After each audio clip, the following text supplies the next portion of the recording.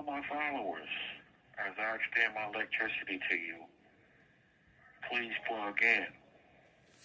Let me take your mind on an adventure of my experience in life, how I used to think, how I used to move, to help me to be able to understand the reality of all things that existed around me in the belly of the beast. I remember when I was young,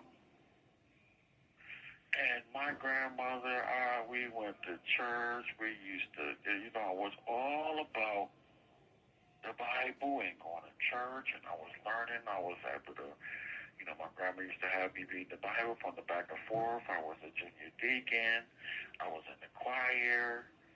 I always loved church. But I used to study the scripture. So, the reason why I want to talk about this is because I used to always ask myself, why is it that the world that existed then and the miracles and the things that was taking place then, why are they not happening right now? Because we are the offspring of that world. I remember my mother used to always teach me. She used to always say, God is a spirit. She said God was in the sky. This is her best way of understanding through her teachings and through the Bible and through, her experience in life and her level of intelligence at that time. But she used to always tell me that God is a spirit. She always told me the devil was, this red man. She used to show me pictures, on TV. On TV was showing me this red man with black horns. And, and that really scared me. Everything that I'm doing wrong, I'm possessed by these forces that my mother is talking about. So as I began to learn and be able to understand things, I recognize that if something that you give me spiritual is not compatible with reality, then we have to take another look at what you're saying.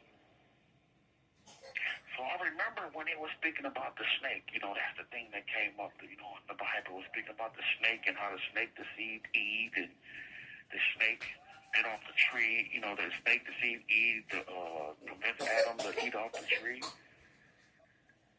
And as I'm growing up, this is what I thought it was. That snake was talking then, this, and this, and I'm looking at it from a literal standpoint, not knowing that it's an actual spiritual meaning behind it. But since I looked at it from something outwardly, then I would never be able to overcome and understand it from within myself to make my life better, to understand it, to be compatible with reality and my experiences in life. So I believe that story. But now, as I continue to grow and understand things from a physical standpoint, I recognize things that these are negative and positive energies that exist within the universe and in people. So I said to myself, what snake? What was the snake in the garden? Then I thought about it within myself. This snake that's in the garden is in the garden. The garden is your actual mind. This is where the fruits exist of God. This is where the fruits exist of telling you what's right, what's wrong. This tree of good and evil is actually inside of you. So therefore, God, when he said, don't bite off the apple that is speaking about, I recognize is, you know what's right and you know what's wrong. If you go the wrong way, then there will be a consequence for your actions. But if you go the right way, then there will be a reward of your actions. So I said, man, the people mind, our mind is based on righteousness. So let's say that, let me give you an experience of what I'm speaking about, this snake that's on the throne in your mind. Let's say you're going to go rob somebody. By nature, the snake can't come up on nothing but, hey, I'm finna do this, but the snake coming up on you saying within yourself, like, you know something is wrong, this ain't right, I shouldn't do it, ain't good. Because your nature comes up and tell you what you're doing are wrong. But you realize you ain't got no money in your pocket. So now that snake uses its way around the straight truth on the throne of your brain and make what you finna do fair, seeming, and right. And you finna take a life of a person that's connected in the extension of yourself. Once you understand these forces that exist within yourself, then they no longer have power over you. I think as a people, we have lost vision. If the people knew that if I do the right thing and I go down this road and I do the right thing, that I'm seeing myself with these great rewards from actually doing the right thing. But see, when you're going down this path, it's going to be struggle. It's going to be the way you got to utilize this part of your mind to get to the blessing that the Supreme Intelligence have waiting for you. A lot of us can't get there. We want self-gratification. So we never make it to that path because that path seems like it takes longer. I recognize that we have to go to war with the enemy that exists within ourselves. This person eats with me, sleeps with me, have lived life with me, but also telling me certain things that I know is wrong, that it's okay, or try to justify within myself for me to actually commit the action, and then there's a consequence behind my action.